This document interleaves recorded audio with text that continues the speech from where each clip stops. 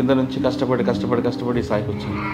మధ్యలోనే మీ ఇద్దరి మధ్యన మీరు ముందు ఆయన చెప్పారా లేదు మీరు చెప్పారా? మీ ఇద్దరి మధ్య పరిచయం ఎక్కడ ఏర్పడింది? మా తమ్ముడు 8th క్లాస్ నాగార్జున స్కూల్ అని అక్కడ ఒక ప్రైవేట్ స్కూల్లో చదివేవాడు. తమ్ముడిని ఒకరోజు సార్ కొట్టారు. సార్ అక్కడ పార్ట్ టైంకి జాబ్ చేస్తుండేవాడు. అయితే పద ఎవరు కొట్టింది అనేసి నేను అడుగుతాను అని చెప్పేసి స్కూల్ దగ్గరకు వచ్చాను సార్. అప్పుడు సారు బైసికల్ మీద వస్తున్నారు. నేను ఎవరో స్టూడెంట్ అనుకొని ఇక్కడ సునీల్ సార్ అంటే ఎవరండి అని అడిగాను. ఏమో నాకు తెలీదు అన్నారు. కాదమ్మా, తమ్ముడికి కొట్టాడని కోపంతో వెళ్ళావు, ఆయన పట్టుకు వాయించాల్సింది పోయి నువ్వు ఆయన ప్రేమలో పడ్డావేంటి?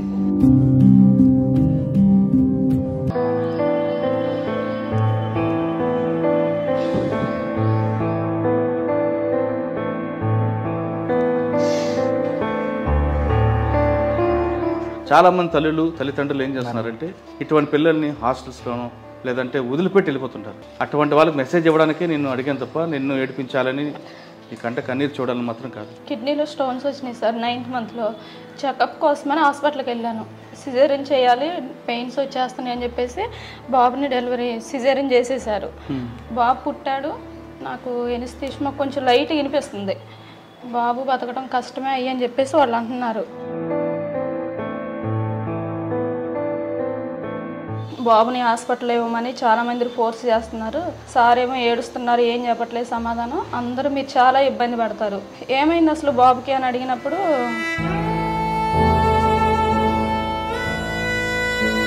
ఇట్లా పడుకోబెట్టారు. తీసుకొచ్చి చెయ్యి చూశాను, బాగా ప్యూర్ వైట్గా ఉంది. అబ్బాయి ఇంత వైట్గా ఉన్నాడని హ్యాపీ ఫీల్ అయ్యే లోపల ఫేస్ చూశాను.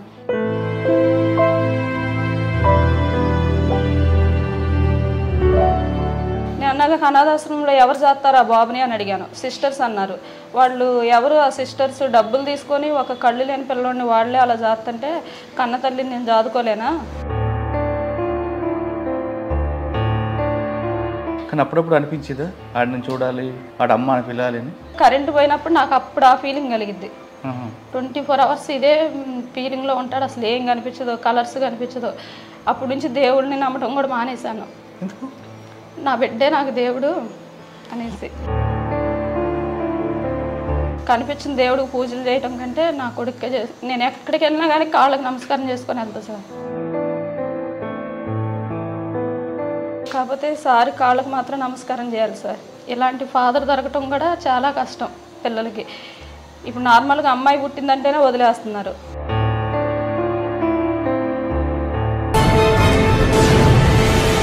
Welcome to crime diaries. ఈ వారం మన గెస్ట్ నిరుపేద కుటుంబంలో పుట్టి స్వయం కృషితో పైకి ఎదిగిన పోలీస్ ఆఫీసర్. పేరు బూడిద సునీల్, ఏసీపీ విశాఖపట్నం కమిషనరేట్. సునీల్ కుమార్ గారు ఆషామాషిగా పైకి రాలేదు. ఆయన దినసరి కూలీ కుటుంబంలో పుట్టి ఆయన కూడా దినసరి కూలీగా పనిచేస్తూ క్రమేపీ పైకి వచ్చారు. ఆయన పడ్డ కష్టం అంతా ఇంత కాదు. ఆయనకి ఆ ఊర్లోతో పాటు ఆయన ఫ్రెండ్స్ అందరూ కూడా మట్టిలో మాణిక్యం అని పేరు చెప్తారు.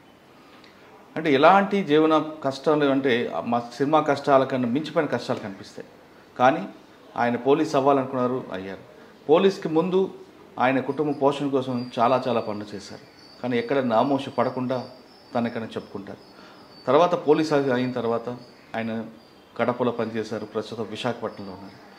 అక్కడికి ఇక్కడికి తేడా ఏంటి, ప్రస్తుతం క్రైమ్ ఎలాగుందనే విషయాలతో పాటు ఆయన కుటుంబ నేపథ్యం అంటే తెలుసుకున్నాం. సార్ నమస్తే అండి.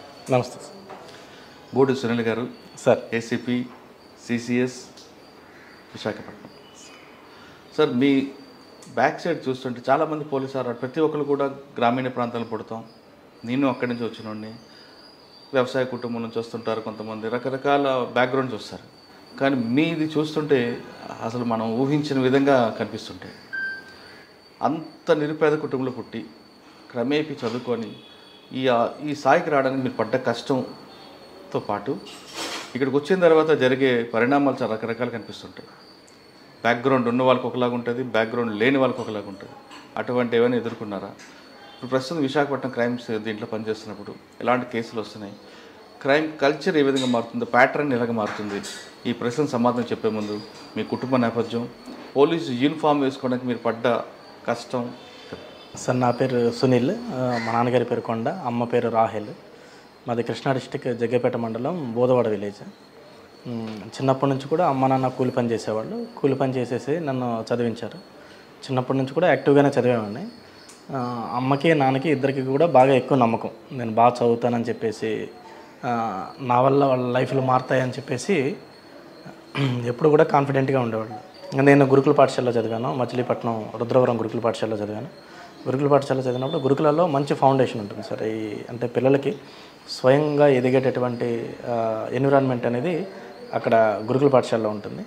ఆ గురుకుల పాఠశాల ఫౌండేషన్ అనేది నేను సెల్ఫ్గా ఆలోచించడం కోసమైనా కష్టపడటం కోసమైనా చాలా ఉపయోగపడింది. అక్కడ టీచర్స్ కూడా టీచర్స్గా కంటే పేరెంట్స్గా ఎక్కువ ఉంటారు. వాళ్ళు పేరెంటల్ కేర్ ఉంటుంది గురుకుల పాఠశాలలో. దాని తర్వాత వచ్చేసి ఇంటర్మీడియట్ మా జగ్గేపేటలో చదివాను. చదివిన తర్వాత అక్కడ నాన్న ఇంటర్మీడియట్ అయిపోయిన తర్వాత చనిపోవడం, నాన్న చనిపోయిన తర్వాత మళ్ళీ నేను 1 year చదువు మానేసాను సార్. 1 year చదువు మానేసి మళ్ళీ కూలి పనులకు వెళ్ళాను. కూలి పనులకు వెళ్ళినప్పుడు ఆ తర్వాత అమ్మ బాగా కష్టపడి చదివించిన తర్వాత మళ్ళీ డిగ్రీ చేశాను. డిగ్రీ చేస్తున్నప్పుడే ఒక పూట కాలేజీకి వెళ్ళేవాడిని, ఇంకొక పూట పార్ట్ టైం స్కూల్ టీచర్గా పనిచేస్తూ తర్వాత ఈవినింగ్ పూట ట్యూషన్లు చెప్పుకునేవాడిని. డిగ్రీ అయిపోయిన తర్వాత మళ్ళీ హైదరాబాద్ వెళ్ళాను. హైదరాబాద్ వెళ్ళి బ్యాంక్ దానికి సంబంధించి ప్రిపేర్ అయిన తర్వాత అక్కడ ఒరిజినల్ సర్టిఫికేట్స్ ఒక అతను తీసాడు. ఒరిజినల్ సర్టిఫికేట్స్ అన్నీ కూడా రూమ్మేటే ఫ్రెండ్ నా దొంగతనం చేసాడు. ఒరిజినల్ సర్టిఫికేట్స్ అన్నీ తీసేసి వాడింగ్ చేసుకుంటాడండి. వాటితో తను జాబ్ చేశాడు. అరే అంటే నా ఐడెంటిటీని కొట్టేసి తను జాబ్ చేశాడు అన్నమాట. అక్కడ ఒరిజినల్ సర్టిఫికేట్స్ మిస్ అవ్వడం, తర్వాత నేను బ్యాంక్ ఇంటర్వ్యూకి సెలెక్ట్ అయితే నాకు ఆ ఒరిజినల్ సర్టిఫికేట్స్ టయానికి అందకపోవడం, లేకపోవడం వల్ల నేను డూప్లికేట్ సర్టిఫికేట్స్ పట్టుకొని పోవడం, వాటి వల్ల నేను బ్యాంక్ జాబ్ మిస్ అవ్వడం. ఇంకా ఆ తర్వాత వచ్చేసి సిమెంట్ ఫ్యాక్టరీలో జాయిన్ అయ్యాను. సిమెంట్ ఫ్యాక్టరీలో సిమెంట్ ఫ్యాక్టరీ ఫస్ట్ గుజరాత్లో పనిచేసాను సార్ 1 year. ఆ తర్వాత వచ్చేసి మళ్ళీ జగ్గేపేటలోనే మా ఊర్లోనే సిమెంట్ ఫ్యాక్టరీ ఉంటే అక్కడ నుంచి ఇక్కడికి ట్రాన్స్ఫర్ అయ్యాను. అక్కడ ఒక 4 years పనిచేశాను. ఆ సిమెంట్ ఫ్యాక్టరీలో పనిచేస్తున్నటువంటి టైంలోనే మ్యారేజ్ చేసుకున్నాను. మీ మ్యారేజ్ కూడా ఎర్లీ ఏజ్. అది సినిమా స్టైల్లో ఉంటుంది కదా. మీరు అంటే మీ ఇద్దరు పరిచయం అలా జరిగింది? ఇద్దరం కూడా అంటే ఫస్ట్ తను నాకు తెలుసు సార్. నేను స్కూల్లో టీచర్గా పనిచేసేటప్పుడు తను చూసిన తర్వాత నేను మా పేరెంట్స్కి చెప్పాను, తను వాళ్ళ పేరెంట్స్కి చెప్పింది. ఇద్దరు పేరెంట్స్ అందరూ కూడా మాట్లాడుకొని కుదిరిచ్చి చేశాను. కానీ మీ పెళ్లి సమయానికి మీకు ఉద్యోగం కూడా కరెక్ట్ లేదట కదా? అంటే సిమెంట్ ఫ్యాక్టరీలో ఉద్యోగం అంటే చిన్న ఉద్యోగం. పెళ్లి సమయానికి ఉద్యోగం లేదు. బట్ నేను బాగా చదువుతానని, కంపల్సరీగా ఏదో ఒక కష్టపడి ఎలాగైనా బాగా చూసుకుంటాడని నమ్మకం అమ్మాయికి ఉండేది. Okay, super. దానివల్ల తన వాళ్ళ పేరెంట్స్ని ఒప్పించుకుంది. వాళ్ళ పేరెంట్స్ కూడా వచ్చి ఎంక్వైరీ చేసుకుంటే ఊర్లో వాళ్ళు కూడా టెస్ట్ మనీస్ కూడా ఉంటాయి సార్. ఆ టెస్ట్ మనీస్ని బట్టి వాళ్ళు కూడా డిసైడ్ అయిపోయి మ్యారేజ్ చేశారు. మ్యారేజ్ చేసిన తర్వాత 2012లో మ్యారేజ్ అయింది. 2013 ఏప్రిల్కి ఫస్ట్ బాబు పుట్టాడు. ఫస్ట్ బాబు పుట్టినప్పుడు ఆ ఫస్ట్ బాబుకి బ్లైండ్గా పుట్టాడు అనమాట. అంటే కళ్ళు ఫామ్ అవ్వలేదు, తర్వాత బ్రెయిన్ కూడా సరిగా వర్క్ అవ్వదు. అట్లా పుట్టిన తర్వాత ఇంకా అబ్బాయి పెరిగే క్రమంలో ఫైనాన్షియల్ స్ట్రగుల్స్ అనేవి చూసాను సార్. చూసినప్పుడు ఆ సిమెంట్ ఫ్యాక్టరీలోనే ఉంటే ఆ బాబుని ఫ్యూచర్లో సరిగ్గా చూసుకోలేము, తన నీడ్స్కి సరిపడా అన్నీ అందించలేమని చెప్పేసి కేవలం బాబు కోసమే మళ్ళీ ఆ సిమెంట్ ఫ్యాక్టరీ జాబు మా వైఫ్కి, అమ్మకి, తర్వాత మా పేరెంట్స్కి అందరికీ చెప్పేసి నేను జాబ్ మానేస్తాను, నాకు కొంచెం ఒక అవకాశం ఉండి చదువుకుంటానని చెప్పేసి వాళ్ళని అడిగాను. వాళ్ళు కూడా ఎక్కడ కూడా హెసిటేట్ చేయలేదు, తర్వాత వద్దు అనే మాట కూడా అనలేదు.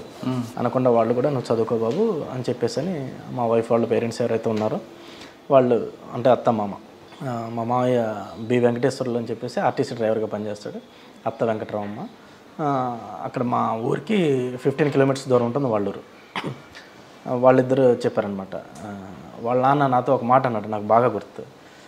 పెళ్ళయిన తర్వాత నీ భార్య కానీ ఆ అమ్మాయి నీకు పెళ్ళి కాకముందు, పెళ్ళయిన తర్వాత నా కూతురే, నేను చూసుకుంటాను, ఇబ్బంది లేకుండా మీరు చదువుకోండి. ఫుల్ సపోర్ట్ ఇచ్చారు, బాగా సపోర్ట్ ఇచ్చారు. చాలా మంచోడు కూడా, అంటే నేను చూసినటువంటి మంచోళ్ళలో నెంబర్ 1 మంచోడు. చాలా మంచోడు. అంటే హ్యూమన్ బీయింగ్స్లో ఇటువంటి వాళ్ళు ఉంటారా అనిపిస్తుంది ఆ మెంటాలిటీ చూస్తే. ఎప్పుడు కోపం చూడలేదు ఆయనకి. నాకు తెలిసి ఒక 10 years ఆయన బ్రతుకున్నారు, రీసెంట్గా చనిపోయారు లాస్ట్ ఇయర్. 10 yearsలో నేను ఎప్పుడు ఆయన ఫేస్లో కోపం చూడలేదు. ఆయన మంచిగా సపోర్ట్ చేశారు. సపోర్ట్ చేసేసేసి నేను 2 years ప్రిపేర్ అయినప్పుడు హైదరాబాద్లో వాళ్ళ పేరెంట్సే మా వైఫ్ని, 2 పిల్లల్ని, అప్పటికి 2 అబ్బాయి కూడా పుట్టాడు, 2 పిల్లల్ని కూడా వాళ్ళే పెంచారు. మంచి సపోర్ట్ ఇచ్చారు. అక్కడ ప్రిపేర్ అయినప్పుడు మళ్ళీ అక్కడ హాస్పిటల్లో అంటే నేను అక్కడ ప్రిపేర్ అవుతున్నప్పుడే మెయిన్స్ ఎగ్జామ్ రాశాను, రిజల్ట్ కూడా రాలేదు. అప్పుడు మా వైఫ్ వాళ్ళ ఫాదర్కి యాక్సిడెంట్ అయ్యి తను ఒక 48 days కోమాలో ఉన్నాడు. కోమాలో ఉంటే మళ్ళీ నేను ప్రిపరేషన్ వదిలిపెట్టేసి హాస్పిటల్కి వచ్చాను. విజయవాడ ఆంధ్ర హాస్పిటల్ గొల్లపూడి హాస్పిటల్లోనే 48 days నేను కూడా ఉన్నాను. ఉంటే ఇంకా బై గ్రేస్ ఆఫ్ గాడ్ అక్కడే నాకు మెయిన్స్ రిజల్ట్ రావడం, అక్కడ నుంచే నేను ఇంటర్వ్యూకి వెళ్ళినప్పుడు అంటే మా ఫ్యామిలీలో ఉన్నటువంటి ఒకే ఒక గవర్నమెంట్ ఎంప్లాయ్ ఆయన ఆర్టీసీ డ్రైవర్కి చేసేవాళ్ళు. ఆయన రికవర్ అవుతుంటే ఇంకా ఆయనకి ఒక కాలు ఒక చెయ్యి పడిపోయింది, యాక్సిడెంట్లో పక్షవాతం టైప్ వచ్చేసింది. పడిపోయిన తర్వాత ఆయన పడిపోయిన వెంటనే దేవుడు మళ్ళీ నాకు వెంటనే జాబ్ ఇచ్చేసి ఫ్యామిలీని రికవర్ చేశాడు. ఫస్ట్ పోస్టింగ్ ఎక్కడ? First posting Kadapa sir. Okay, training అయిన తర్వాత ఫస్ట్ కడప వెళ్ళారు. కడపకు ముందు కూడా మీకు ట్రైనింగ్ ఎక్కడ తీసుకున్నారు? కడప ముందు ట్రైనింగ్ అనంతపూర్లో జరిగింది సార్. 1 year ట్రైనింగ్ అక్కడ జరిగింది. తర్వాత నెక్స్ట్ వచ్చేసి గ్రే హౌండ్స్ ట్రైనింగ్ 3 months చేసాం వైజాగ్ సిటీలోనే. నెక్స్ట్ వచ్చేసి ప్రాక్టికల్ ట్రైనింగ్లో భాగంగా నేను చిత్తూరులో పనిచేశాను సార్. నెక్స్ట్ వెస్ట్ గోదావరి చేశాను. First posting Kadapa. First posting Kadapa. Okay, మీరు చిన్న స్థాయి నుంచి ఆ స్థాయికి వచ్చారు అంటే 1 రోజు 2 రోజులు కదా, మీరు వైకుంఠపాలిలోకి సడన్గా ఎక్కలేదు, ప్రతి స్టెప్ ఎక్కుకుంటూ వచ్చారు. మీరు యూనిఫామ్ వేసుకున్న తర్వాత మీ మామగారికి కానీ మీ అమ్మగారు కానీ ఏమన్నారు? ఫస్ట్ నేను యూనిఫామ్ వేసుకున్నప్పుడు చూసింది మా తమ్ముడు చూశాడు. నా బ్రదర్, నాకు తమ్ముడు ఉన్నాడు. నా బ్రదర్ చూసి నేను యూనిఫామ్ వేసుకొని తనకు కనపడగానే ఏడ్ చేశాడు. అంటే ఫ్యామిలీలో కూడా మన ఫ్యామిలీ కూడా యూనిఫామ్ వేసుకుంటారా, దేవుడి అదృష్టం ఇచ్చాడని చెప్పేసి. తర్వాత మా అమ్మ ఏడ్చింది, మా వైఫ్ ఏడ్ చేసింది. ఆయన కూడా అప్పటికి నేను యూనిఫామ్ వేసుకున్న టయానికి ఆయన పక్షవాతంతో ఉన్నారు. పక్షవాతం ఉన్నా సరే నేను యూనిఫామ్ వేసుకుని ఆయన కనపడినప్పుడు ఆయన లేసి సెల్యూట్ చేశారు. ఓకే, కానీ మీ ఊర్లో అప్పటికే మిమ్మల్ని తక్కువ అంచనా వేసి చులకన చేసే వాళ్ళందరూ ఏమన్నారండి? అంటే తక్కువ అంచనా చులకన అనేది కొంతమంది ఉన్నారు. బట్ ఏంటంటే వాళ్ళందరూ సైలెంట్ అయ్యారు. మేబీ వాళ్ళు కూడా ఒక రీజన్ ఏమో, వాళ్ళు చూసే చూపులు కానీ వాళ్ళ కామెంట్స్ కానీ వీళ్ళందరికీ ఆన్సర్ అనేది మనం రిజల్ట్తోనే ఇవ్వాలి కానీ ఇంకా మాటలు. ఓకే, ఫస్ట్ పోస్టింగ్ వెళ్ళేసరికి మీకు ఎస్పీ ఎవరు? ఫస్ట్ పోస్టింగ్ చేసినప్పుడు నాకు ఎస్పీ అన్బురాజన్ సార్. ఎవరండి? అన్బురాజన్ గారు. ఇప్పుడు ఉన్నారు కదా? ఇప్పుడు కూడా.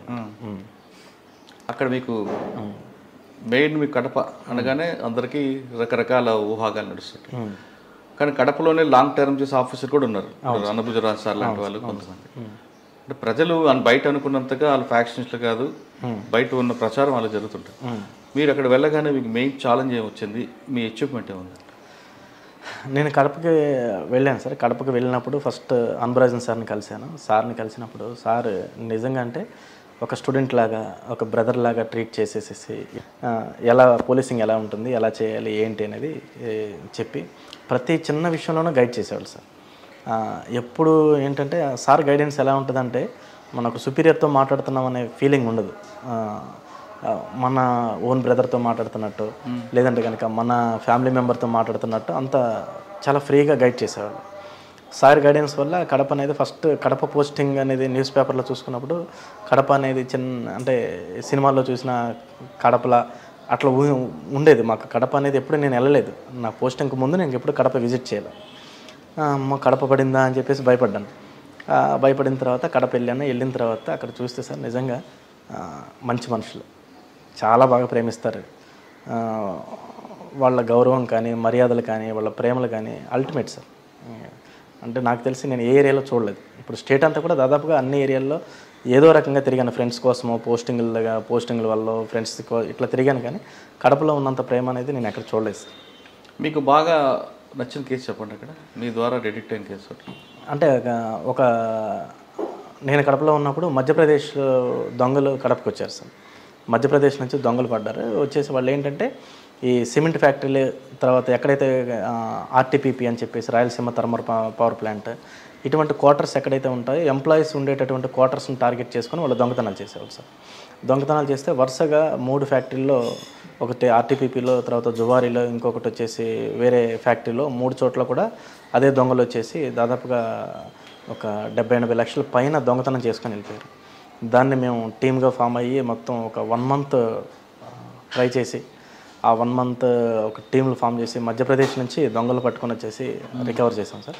చాలా బాగా సాటిస్ఫాక్షన్ అనిపించింది సార్. అంటే లైక్ కాకి సినిమా, కాకి సినిమాలో వాళ్ళు రాజస్థాన్ వెళ్తారు, మా టీం మధ్యప్రదేశ్ వెళ్ళాం. మీరు వెళ్ళారా? నేను వెళ్ళలేదు సార్, మా టీం. ఓకే, ఇంకా ఏమన్నా గుర్తుంది? కడపలో ఉన్నప్పుడు ఇంకా అంతా కూడా కేసులు అంటే నార్మల్ కేసులే ఉంటాయి సార్, అనుకున్నంత సెన్సేషనల్ కేసులు ఉండదు సార్. అంటే బయట చెప్పుకున్నంత అట్లా ఉండదు. అంటే కడపలో వెళ్ళి ఎవరైనా 1 month ఉంటే వాళ్ళు పూర్తిగా వాళ్ళ పర్సెప్షన్ అంతా మారిపోద్ది. సార్, సాధారణంగా ప్రతి పోలీస్ ఆఫీస్ ఫస్ట్ పోస్టింగ్లో విజిబుల్ పోలీసింగ్ ప్రయారిటీ ఇస్తారు. అవును, morning peak time, evening peak టైంలో పబ్లిక్లో తిరగాలని. అంటే పోలీస్ కనబడితే ఒక ధైర్యం ఉంటుంది ప్రజలకి. ఆ విధంగా మీరు తిరిగారు కడపలో? కడపలో బాగా తిరిగాను సార్. నేను ఎప్పుడు విజిబుల్ అంటే జనాల్లో ఉండడం అనేది నాకు ఎక్కువ ఇష్టం, ఆఫీస్లో కంటే కూడా. ఫస్ట్ కడపకి వెళ్ళగానే రాయల్ ఎన్ఫీల్డ్ సౌండ్ వచ్చేటటువంటి సైలెన్సర్లు ఏవైతే ఉన్నాయో, ఒక 500-600 బైకులకి రాయల్ ఎన్ఫీల్డ్ అన్నిటికీ సైలెన్సర్లు పీకేసేసేసి వాళ్ళందరికీ నోటీసులు ఇచ్చేసి. అంటే దానివల్ల చిన్నపిల్లలు, హార్ట్ పేషెంట్స్ అవి డగ్గ సౌండ్ చేసుకుంటూ వెళ్ళిపోతూ ఉంటారు. అంటే అవి ఒరిజినల్ సౌండ్ సైలెన్సర్లు కాకుండా మోడిఫైడ్ సైలెన్సర్లు పెడతారు సార్. ఆ సైలెన్సర్లన్నీ కూడా వాళ్ళకి తీసేయించి కౌన్సిలింగ్లు చేసినప్పుడు జనాలు, ముసలి ఎక్కువ మంది అప్రోచ్ అయ్యారు సార్. సార్, కడప ఇప్పుడు చాలా ప్రశాంతంగా ఉంది, ఈ సౌండ్ లేకుండా ఉంది, నైట్ హ్యాపీగా నిద్రపోతున్నాం అని చెప్పేసి వచ్చి చెప్పినప్పుడు చాలా సంతోషం అనిపించింది. విజిబుల్గా బాగా తిరిగేవాళ్ళం సార్. తర్వాత ట్రాఫిక్ సెట్ చేయడం కానీ, ఆటో వాళ్ళని యూనిఫామ్లో ఏం చేసేసి ఆటోలన్నీ కూడా రోడ్డు మధ్యలో పార్కులు చేయకుండా ఏంటంటే డైలీ పోలీసింగ్ అనేది బాగా చేసేవాళ్ళం, హ్యాపీగా ఉండేది. ఓకే, జనాలు అప్రోచ్ అయినప్పుడు కూడా వాళ్ళ లవ్ అండ్ కేర్ చాలా బాగుంటుంది. తర్వాత కడపలో మీకు ఇటువంటి చేస్తున్నప్పుడు పొలిటికల్ ప్రెజర్ రాలేదా? మా వాళ్ళ బండిని ఆపద్దు అటువంటిది? కడపలో సార్, కడపలో ఉన్నటువంటి పొలిటీషియన్స్ గొప్పతనం ఏంటంటే వాళ్ళు పోలీసింగ్లో ఇన్వాల్వ్ అవ్వరు సార్ పెద్దగా. దేంట్లో అవుతారు అంటే మా విషయాలు అసలు, అంటే నాకు పోలీసింగ్ తెలుసు సార్. వాళ్ళు ఎప్పుడు కూడా పోలీసింగ్లో ఇన్వాల్వ్ అయ్యి సార్ అట్లా చేయండి ఇట్లా చేయండి అని చెప్పేసి చెప్పరు. ఆఫీసర్కి ఫ్రీడమ్ ఇస్తారు. తర్వాత కామన్ పీపుల్ ఎవరైనా వాళ్ళని అప్రోచ్ అయినప్పుడు వాళ్ళు ఒక ఫోన్ చేస్తారు, సార్ ఇట్లా ఎవరో ఇబ్బంది పడుతున్నారంటే ఒకసారి చూడండి సార్. వాళ్ళు చెప్పే ఒకే మాట, సార్ ఇట్లా ఇబ్బంది ఉందంట చూడండి అనే చెప్తారు. కానీ ఇలాగే చేయండి, ఇటువైపే చేయండి అని నాకు ఏ రోజు ఫోన్ రాలేదు సార్. నేను 1 year చేశాను, ఏ రోజు ఫోన్ రాలేదు. కడపలో మీరు మోటివేషన్ క్లాసులు ఎందుకు తీసుకున్నారు? మోటివేషన్ క్లాసులు ఎందుకు తీసుకున్నామని అంటే సార్, ఇప్పుడు నేను పూర్ బ్యాక్గ్రౌండ్ నుంచి వచ్చాను. తర్వాత నేను చదువుకునేటప్పుడు నాకెవరు సపోర్ట్ లేక, నాకు ఎట్లా చదవాలి, ఏం చదవాలి, ఏం తెలియక నేను దాదాపు ఒక 6 months వరకు కన్ఫ్యూజన్లో ఉండిపోయాను. అంటే అసలు కాంపిటేటివ్ ఎగ్జామ్స్ ఎట్లా ప్రిపేర్ అవ్వాలో తెలియక అకాడమిక్స్ లాగా చదివేవాడిని. అంటే నార్మల్గా ఇంటర్మీడియట్ డిగ్రీ చదివినట్టే చదివేశాను. చదివినప్పుడు అదనేది కరెక్ట్ కాదు, అట్లా చదవడం కరెక్ట్ కాదని చెప్పేసి అనిపించడం. తర్వాత కొన్నిసార్లు నేను ప్రిపేర్ అవుతున్నప్పుడు కూడా నేను ఏమైనా రాంగ్ డెసిషన్ తీసుకొని వచ్చానా, ఇట్లా ప్రిపరేషన్లో నాకు జాబ్ వస్తుందా రాదా, అసలు నేను ఇట్లా ప్రిపేర్ అవ్వడం కరెక్టేనా అని చెప్పేసి డౌట్లతో ఉండేసి కొన్నిసార్లు ప్రిపరేషన్ ఆపేద్దామని కూడా నాకు అనిపించేది. అందుగురించి అట్లా ఎవరైతే ప్రిపరేషన్ కోసం పూనుకున్న పిల్లలు ఎక్కడ కూడా ఆగకూడదు. తర్వాత ఈ జాబ్ అనేది నా లైఫ్ని ఎంత మార్చిందో నాకు తెలుసు. కాబట్టి పేద పిల్లలు ప్రిపేర్ అయ్యేటప్పుడు వాళ్ళు ఏ రీజన్ చేతనే ఆగిపోతే వాళ్ళ లైఫ్లో కూడా ఆగిపోతాయనే ఉద్దేశంతో కంపల్సరీగా పిల్లలు ప్రిపేర్ అవుతున్నారంటే నేను మ్యాక్సిమం వాళ్ళ దగ్గరికి వెళ్ళి ఎంత కొంత మాట్లాడటానికి ట్రై చేస్తాను సార్. వచ్చా అందు గురించి. ఓకే, అంటే ఈ మోటివేషన్తో పాటు ఎక్కువ సోషల్ యాక్టివిటీకి ఎక్కువ ప్రయారిటీ ఇస్తారట కదా? సోషల్ యాక్టివిటీస్ అంటే ఎక్కువగా ఇది సార్ బుక్స్. ఎందుకంటే నేను ప్రిపేర్ అయ్యేటప్పుడు బుక్స్ గురించి ఇబ్బంది పడ్డాను. నేను నా ప్రిపరేషన్లో నేను ఏవైతే ఇబ్బందులు ఫేస్ చేశానో అటువంటి ఇబ్బందులు చదువుకునే పిల్లలు ఫేస్ చేస్తే కనుక కంపల్సరీగా ఏదో రకంగా, అంటే నేను చేయగలిగితే నేను చేయడం కానీ, లేదంటే కనుక నాకు తెలిసిన వాళ్ళు ఎవరైనా కొంచెం వెల్ ఆఫ్ పర్సన్స్ ఉన్నప్పుడు వాళ్ళని మోటివేట్ చేసేసి ఇట్లా వాళ్ళకి ఆ పిల్లల్ని పరిచయం చేసి వాళ్ళకి బుక్స్ ఇప్పించడము, లేదంటే కనుక తర్వాత నెంబర్ ఆఫ్ కోచింగ్ ఇన్స్టిట్యూట్స్ నాకు పరిచయం ఉంటాయి సార్.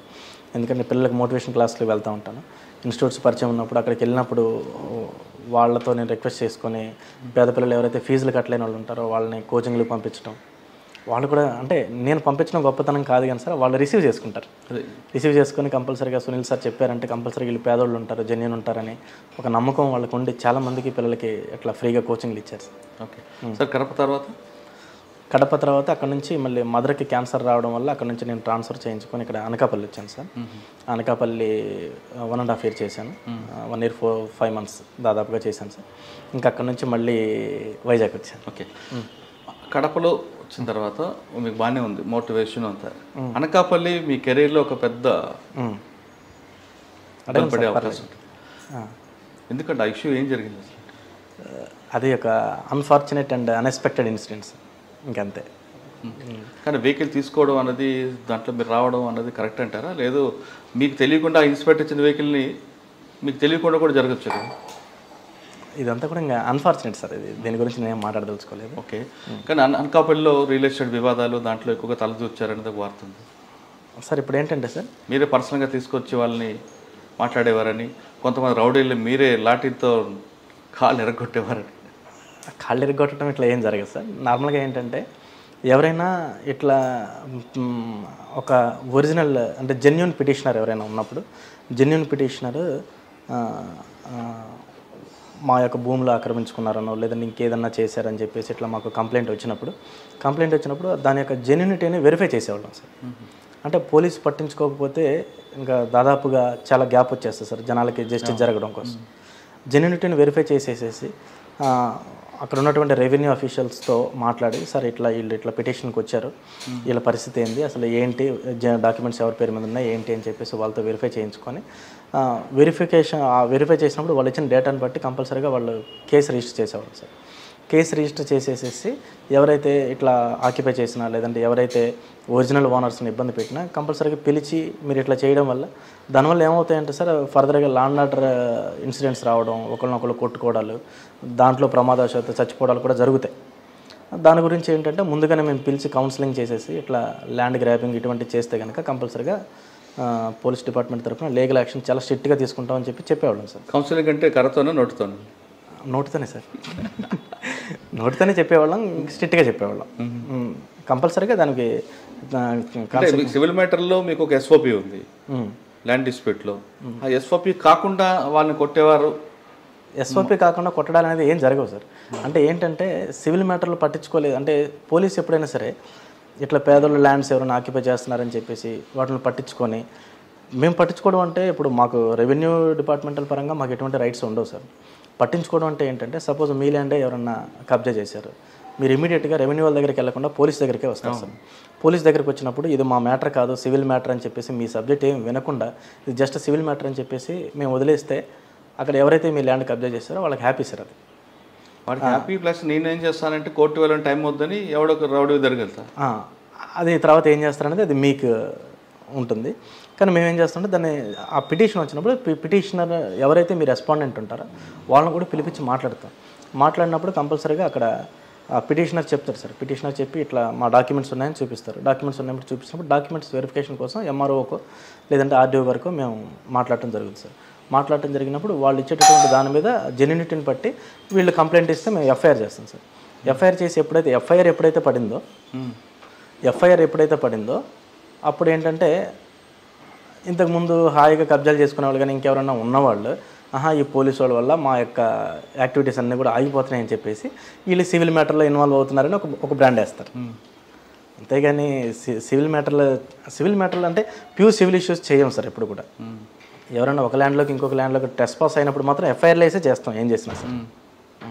ఓకే, కానీ అనకాపల్లి సివిల్ మ్యాటర్లో మీరు ఇన్వాల్వ్ అవ్వలేదు మీరు అంటున్నారు, కానీ సివిల్ మ్యాటర్లో ఇన్వాల్వ్ అవ్వబట్టే కొంతమంది మీ బాధితులందరూ ఒక సంఘంగా ఏర్పడి మీరు ఎక్కడ దొరుకుతారని వాచ్ చేస్తున్నారు. కరెక్ట్గా ఆ టైంలో వాళ్ళకి ఈ పాయింట్ దొరకడంతో వాళ్ళు ఎక్స్పోజ్ చేశారు బాగా అనేది ఒక వాదన ఉంది, వాస్తవం అంటారా? అది నాకు తెలియదు సార్. నేనైతే నా దగ్గరకు వచ్చిన పిటిషనర్ని జెన్యూన్గా ఎంక్వైరీ చేస్తాం. ఏ పిటిషనర్ వచ్చినా సరే జెన్యూన్గా ఎంక్వైరీ చేసి కన్సర్న్ డిపార్ట్మెంట్స్కి లెటర్లు రాస్తాం సార్. కన్సర్న్ డిపార్ట్మెంట్స్కి లెటర్లు రాసి ఆ డిపార్ట్మెంటల్ యొక్క రివ్యూ తీసుకున్న తర్వాత వాళ్ళు కంప్లైంట్ ఇస్తే కేసు కట్టి మాత్రమే దానికి ముందుకెళ్ళేవాళ్ళు. ఇట్లా ఎప్పుడైతే మేము కేసులు రిజిస్టర్ చేయడం స్టార్ట్ చేసామో ఈ ల్యాండ్ గ్రాబర్స్ మీద, అప్పటి నుంచి మేబీ మీరు అనుకున్నది వాళ్ళు ఏమన్నా అట్లా ఫీల్ అయ్యారో నాకైతే తెలియదు. నేను ఎప్పుడు కూడా నా గురించి ఏమనుకుంటున్నారు ఏంటి అనేది నేను ఎప్పుడు అడగలేదు సార్. నాకైతే తెలియదు. మరి మేబీ సొసైటీ మీ చేతులు తన్నులు తిన్న వాళ్ళందరూ కూడా ఒక సంఘంగా ఏర్పడి మీకు జరిగిన సంఘటన దాన్ని ఎక్కువగా బ్లోఅప్ చేశారనేది అది నాకు తెలియదు సార్. మీ సుపీరియర్తో కూడా ఎక్కువగా మీరు ఘర్షణ పడేవారట కదా? సుపీరియర్తో ఘర్షణ పట్టాలి ఏముండదు సార్. ఎందుకంటే పోలీస్ డిపార్ట్మెంట్లో బాస్ అంటే ఎప్పుడు కూడా రెస్పెక్టే ఉంటుంది సార్. ఒక సుపీరియర్ ఆఫీసర్ ఏదైతే ఇన్స్ట్రక్షన్స్ ఇస్తారో కంపల్సరీగా మా ఆఫీసర్ యొక్క ఇన్స్ట్రక్షన్స్ మేము ఫాలో అయ్యేవాళ్ళం. ఇప్పుడు అక్కడ అన్బరాజన్ సార్ మమ్మల్ని చాలా బాగా చూసుకున్నారు. తర్వాత ఇక్కడ అనకాపల్లి వచ్చాక Krishnarao sir, Krishnarao sir SP గారు ఉన్నప్పుడు ఎస్పీ గారు చాలా బాగా గైడ్ చేసేవాళ్ళు. చాలా ప్రతి విషయాన్ని ఇట్లా ఉంటుంది పోలీసింగ్ అని నేర్పించేవాళ్ళు. తర్వాత విషయం చెప్పినప్పుడు దానికి ఎట్లా చేయాలనేది చాలా బాగుండేది sir. Krishnarao sir, Anbarajan sir, Gowthami Sali madam కూడా మంచిగానే గైడ్ చేసేవాళ్ళు సార్.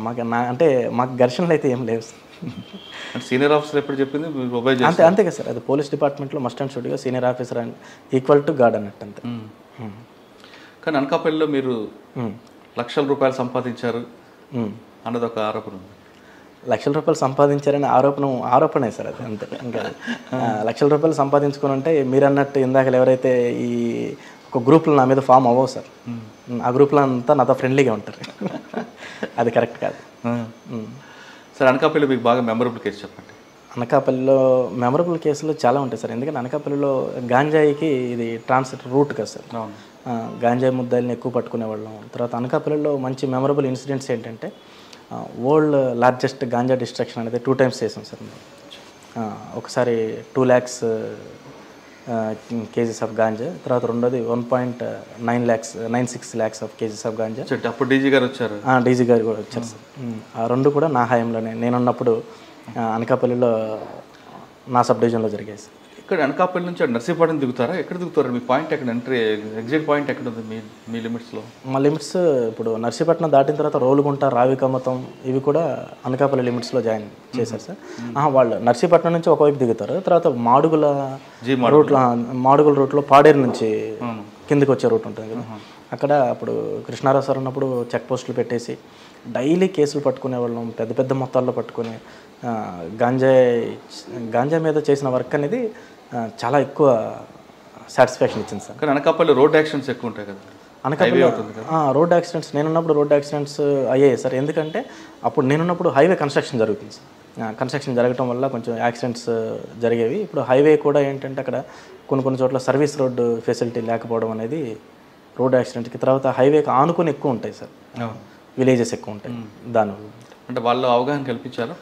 అవేర్నెస్ మీటింగ్లు ఎప్పుడు పెడతా ఉండేవాళ్ళం.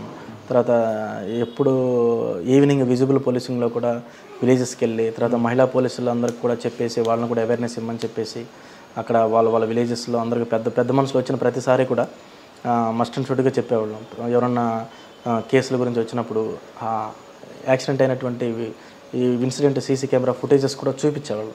ఇట్లా అవుతున్నాయండి, చెప్పండి మీ విలేజెస్లో, మేము కూడా చెప్తున్నాం అని చెప్పేసి అవేర్నెస్ బాగా ఇచ్చాం. Okay sir. అనకాపల్లిలో పొలిటికల్ ఒత్తిడి బాగా ఉంటుందని అక్కడ ఉన్న నా ఎమ్మెల్యే అవ్వచ్చు, మినిస్టర్ అవ్వచ్చు, ఏదో రకంగా పోలీస్ మీద ఒత్తిడి ఉంటుందండి చాలామంది అంటుంటారు.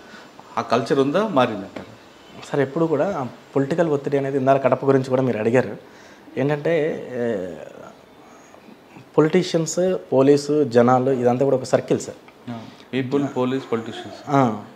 ఎందుకంటే జనాలకి ఏదైనా ఇబ్బంది వచ్చిందంటే ఎక్కువ మంది పొలిటీషియన్స్ అనేవాళ్ళు కొంచెం దగ్గరగా అప్రోచబుల్గా ఉంటారు కాబట్టి పోలీస్ దగ్గరికి కొంతమంది వస్తారు. పోలీస్ దగ్గరికి రాని వాళ్ళు కానీ పొలిటీషియన్స్ పరిచయం ఉన్న వాళ్ళు పొలిటీషియన్స్ దగ్గరికి వెళ్తారు. వెళ్ళినప్పుడు వాళ్ళు కంపల్సరీగా సార్ ఇట్లా జరిగిందంట, ఒకసారి ఇష్యూ చూడండి సార్ అని చెప్పేసి మాకు ఫోన్లు చేస్తారు. ఫోన్ చేసినంత మాత్రాన అది ఒత్తిడి అని అనుకోలేము సార్. ఎందుకంటే వాళ్ళు పబ్లిక్ రిప్రజెంటేటివ్స్ కాబట్టి పబ్లిక్ ఏదైనా వాళ్ళ దగ్గరికి గ్రీవెన్స్ తీసుకెళ్ళినప్పుడు కంపల్సరీగా కన్సర్న్ డిపార్ట్మెంట్ వాళ్ళకి ఎవరికైనా వాళ్ళు ఫోన్ చేస్తారు. అట్లనే మాకు ఫోన్ చేసి సార్ ఇట్లా జరిగిందంట చూడండి అని చెప్పేవాళ్ళు, కానీ ఒత్తిడి చేసేవాళ్ళు. అంటే అంతవరకు బాగానే ఉంది. కానీ పేకాడ క్లబ్బుల మీద దాడులు జరిగినప్పుడు మా వాళ్ళు ఉన్నారు విడిచిపెట్టండి అనే ఫోన్లు కూడా చేసేవాడు కదా. మంత్రి గారు కాదు, మంత్రి గారు అనుచరులు. అంటే ఎవరైనా సరే ఇట్లా నార్మల్గా ఫోన్లు వస్తాయి సార్. ఫోన్లు వచ్చినంత మాత్రాన మనం దాన్ని ఆ ఫోన్ని గ్రాంటెడ్గా తీసుకొని వాళ్ళు చెప్పింది చెయ్యం.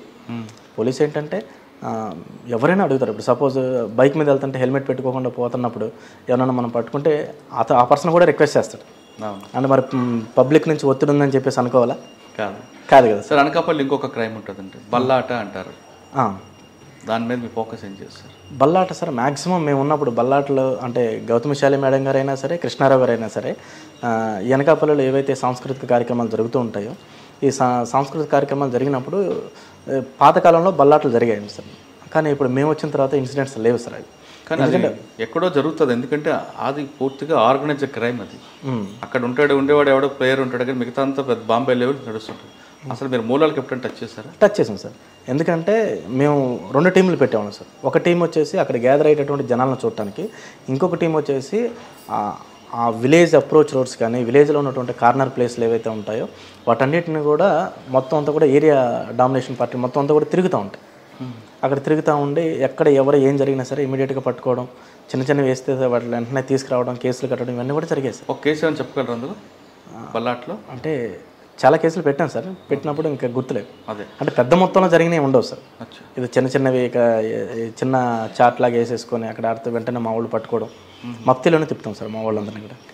సార్ అనకాపల్లి వచ్చిన తర్వాత ఈ ఇన్సిడెంట్ జరగడం మీకు వెంటనే ట్రాన్స్ఫర్ చేయడం ఒకసారి బాధ అనిపించేదా? అరే ఇంత కష్టపడి వస్తున్నాం, అన్ఫార్చునేట్ ఇన్సిడెంట్ నుంచి నా తప్పు లేకపోయినా ప్రభుత్వం ట్రాన్స్ఫర్ చేయడం అనేది న్యాచురల్ అనుకోండి, పార్ట్ ఆఫ్ డ్యూటీ. అది మీరేమైనా ఫీల్ అయ్యారా దాన్ని? నేనేం ఫీల్ లేదు, అది మన రొటీన్గా జరిగింది అనుకున్నారా? లేదు సార్. అంటే ఇక్కడ రెండు విషయాలు వస్తాయండి. తప్పు చేయకపోయినా బదిలీ చేయడం అక్కడ మనసుకు వచ్చే బాధపడుతుంది. అటువంటి వ్యక్తికి ఏమైనా బ్యాక్గ్రౌండ్ ఉంటే మాత్రం ఖచ్చితంగా అది ప్రొటెక్ట్ అవుతుంది. మీకు ఎలాంటి బ్యాక్గ్రౌండ్ లేదు, తీసుకొచ్చి ట్రాన్స్ఫర్ చేశారు, అప్పుడు మీ ఫీలింగ్స్ ఏంటంటే? పోలీస్ ఆఫీసర్కి బ్యాక్గ్రౌండ్ ఉంటే పోస్టింగ్లు వస్తాయని అనుకున్నారా, లేదు మన నిజాయితీ మనకు కాపాడుతుంది అనుకున్నారా? సార్ డీజీ సార్ అయితే మనిషిని చూస్తారు సార్, అంతేగాని బ్యాక్గ్రౌండ్ ఇవన్నీ కూడా సార్ ఏం చూడరు. ఎందుకంటే పోలీస్ డిపార్ట్మెంట్ ఏదైనా ఒక ఇన్సిడెంట్ జరిగినప్పుడు మస్ట్ అండ్ షుడ్గా ఎంక్వైరీ చేస్తారు. ఎంక్వైరీ చేసినప్పుడు మా డిపార్ట్మెంటల్ ఎంక్వైరీలు చేశారు. ఎంక్వైరీలు చేసినప్పుడు ఇష్యూ ఏం జరిగింది ఏంటనేది సార్ వాళ్ళు తెలుసుకొని నేను చేసిన పీరియడ్ కూడా సాచురేషన్ పీరియడ్ సార్. అది 1.5 year అంటే డిఎస్పీకి మంచి పీరియడ్ అన్నట్టు. తర్వాత నన్ను కూడా నా ఫ్యామిలీ ఇబ్బందులు ఇవన్నిటిని కూడా దృష్టిలో పెట్టుకొని నన్ను, అంటే నిజంగా మీరు అన్నట్టు పనిష్మెంట్ లాగా ట్రాన్స్ఫర్ అట్లా ఏం కాదు సార్. ఎందుకంటే నా ఫ్యామిలీకి నేను అనకాపల్లిలో ఉన్నప్పుడు ఫ్యామిలీ ట్రీట్మెంట్ కోసం రావాలి అంటే నేను సెలవు పెట్టుకొని రావాలి. కానీ ఈరోజు వైజాగ్ నాకు డీజీ సార్ వైజాగ్ ఇచ్చారు. వైజాగ్ ఇచ్చినప్పుడు వైజాగ్లో మా మదర్ ఇప్పుడు క్యాన్సర్ ట్రీట్మెంట్ తీసుకుంటున్నారు, మా బాబుకి కూడా ఇక్కడ ట్రీట్మెంట్ చేయించుకుంటున్నాను, ఇక్కడ ఉద్యోగం కూడా ప్రశాంతంగా చేసుకుంటున్నాను. అట్లా పనిష్మెంట్గా అనుకోలేదు, పనిష్మెంట్గా అనుకోలేదు సార్. ఎందుకంటే దేవుడు ఏదో నేర్పించాలని అనుకున్నాడు, అందు గురించి నా లైఫ్లోకి ఆ ఇన్సిడెంట్ని పర్మిట్ చేశాడు, జరిగింది. దాని నుంచి నేనేం నేర్చుకోవాలనేది నేను గ్రహించాను. కరెక్ట్, అంతే సార్. దాని తర్వాత ఆఫీసర్స్ అందరూ కూడా ప్రాక్టికల్గా థింక్ చేస్తారు సార్. ఎందుకంటే ఏదో మీడియాలో ఏదో వచ్చిందనో లేదంటే కనుక ఇంకెవరో ఏదో చెప్పారని డీజీ సార్ వాళ్ళు ఇట్లా ఆలోచించారు సార్. ప్రాపర్గా గ్రౌండ్ లెవెల్ ఎంక్వైరీ చేసి ఆ ఎంక్వైరీలో ఏంటి ఫ్యాక్ట్స్ అనేది ఐడెంటిఫై చేసిన తర్వాతే వాళ్ళు. సార్ విశాఖపట్నం వచ్చారు, ఇక్కడ మీకు ఇప్పుడు క్రైమ్ ఎలా ఉందండి? విశాఖపట్నం క్రైమ్ అనేది ఇప్పుడు CP sir Trivikram Varma sir ఉన్నారు సార్. సిపి సార్ అంటే మాకు యంగ్ ఆఫీసర్లకి చాలా మంచి ఫ్రీ హ్యాండ్ ఇస్తారు. మీరు క్రైమ్కి ఎంత కష్టపడితే అంత రిజల్ట్ ఉంటుంది. తర్వాత జనాలకి అవేర్నెస్ ఇవ్వాలి, తర్వాత మీ విజిబిలిటీ ఎక్కువ ఉండాలి. సిటీస్లో పోలీస్ విజిబిలిటీ ఉంటే దొంగలకి కొంచెం భయం ఉంటుంది. నెక్స్ట్ వచ్చేసి సీసీ కెమెరాస్ కానీ, తర్వాత ఏమంటారు సర్ప్రైజ్ చెక్కింగ్స్, ఇటువంటి అన్నిటి కూడా, తర్వాత అవేర్నెస్ క్యాంపులు, ప్రతిదీ కూడా చాలా బాగుంది సార్. విశాఖపట్నం సిసిఎస్లో పెండెన్స్ ఎంత ఉండదు? ఇంకా ఆ స్టాటిస్టిక్స్ అన్ని నేను రెడీగా. Right, okay. ప్రాపర్టీ అఫైర్స్ ఎక్కువ ఉంటాయా? ప్రాపర్టీ అఫెన్సెస్ అనేవి నార్మల్గా జరుగుతూ ఉంటాయి సార్. ఎందుకంటే మీ సబ్ డివిజన్లో ఏ పోలీస్ స్టేషన్ ఎక్కువ జరుగుతాయి? ప్రాపర్టీ అఫెన్సెస్ అనేవి ఇప్పుడు గాజువాక లిమిట్స్లో కొంచెం జరుగుతూ ఉంటాయి. ఎందుకంటే అక్కడ ఈ స్క్రాప్కి సంబంధించినటువంటి స్టీల్ ప్లాంట్, తర్వాత ఈ హార్బర్ ఇటువంటివన్నీ ఉండడం వల్ల, తర్వాత ఆటో నగర్ ఒకటి ఉండటం, అక్కడ వేస్ట్ మెటీరియల్ ఉండటం, ఈ స్క్రాప్ చిన్న స్క్రాప్ దొంగతనం జరుగుతాయి. మేజర్ ఇష్యూస్ అనేవి లేవు సార్, ఎందుకంటే పోలీస్ చాలా యాక్టివ్గా ఉన్నారు. ఇంక మీకు ఇక్కడ బాగా మెమరబుల్ ఏమున్నాయండి? ఇక్కడ మెమరబుల్ అంటే సిటీ పోలీసింగ్ ఎప్పుడు కూడా ఛాలెంజింగ్ సార్. ఎందుకంటే ఇప్పుడు రూరల్లో ఎన్విరాన్మెంట్కి సిటీ ఎన్విరాన్మెంట్కి తేడా ఏంటంటే సార్, రూరల్లో ఎవరైనా ఒక పర్సన్ ఎంటర్ అవ్వగానే ఎవరో కొత్త పర్సన్ వచ్చారని చెప్పేసి అందరూ డిస్కషన్స్ జరుగుతాయి. తెలియని పర్సన్ కనబడితే ఎవరమ్మా నువ్వు, ఎవరు కావాలి నీకు, ఎందుకు వచ్చావు అని చెప్పేసి అడుగుతారు. సిటీస్లో ఇక్కడ ఎవరిని పట్టించుకోరు. కాబట్టి ఇంకొకటి ఏంటంటే ఇక్కడ రైల్వే స్టేషన్స్ కానీ, ఎయిర్పోర్ట్లు కానీ, తర్వాత ఇంత ఎక్కువ బిజినెస్ ఇదంతా కూడా ఉండడం వల్ల నార్మల్గా వచ్చే జనాలు ఎక్కువగా ఉంటారు. టూరిజం పర్పస్ కూడా వస్తూ ఉంటారు. వచ్చేసి ఇంకా వాళ్ళ మైండ్ సెట్ని బట్టి అప్పటికప్పుడు ప్రొవకేటివ్గా దొంగతనాలు చేసేవాళ్ళు, ఇవన్నీ కూడా ఉంటాయి సార్. బట్ పోలీస్ అయితే బాగా యాక్టివ్ అయ్యారు సార్. సిపి సార్ ప్రతిరోజు ప్రాపర్ ఇన్స్ట్రక్షన్స్తో ప్రతిరోజు యాక్టివేట్ చేస్తూనే ఉంటారు సార్. గాజువాకలో అయితే విజిబుల్ పోలీసింగ్ ఉంది. గాజువాకనే కాదు, నాకు గాజువాక, పెందుర్తి, గోపాలపట్నం, తర్వాత steel plant, harbour, airport, Kancharapalem, ఈ ఏరియాస్ అన్నీ కూడా నాకు వస్తాయి అంటే క్రైమ్కి జోన్ 2. ఇక్కడ క్రైమ్ కంట్రోల్కి సిపి గారు ఎలాంటి గైడెన్స్ ఇస్తున్నారండి? క్రైమ్ కంట్రోల్కి సిపి గారు ఫస్ట్ మమ్మల్ని చేయమనే స్టెప్ ఏంటంటే విజిబుల్ పోలీసింగ్ చేయమంటారు. తర్వాత ఓల్డ్ అఫెండర్స్ అందరిని కూడా పిలుచుకొని వాళ్ళ ద్వారా ఇన్ఫర్మేషన్ గ్యాదర్ చేసుకోవడం, తర్వాత వాళ్ళ మీద దృష్టి పెట్టడం. తర్వాత ఎవరైతే కొంతమంది కుర్రాళ్ళు ఏ పని లేకుండా తిరుగుతూ ఉన్న వాళ్ళ మీద దృష్టి పెట్టడం. తర్వాత ఏరియాలో మేము ఏంటంటే ఒక్కొక్క ఏరియాని ఒక్కొక్క కానిస్టేబుల్కి ఇచ్చేస్తాం, అడాప్ట్ చేస్తాం.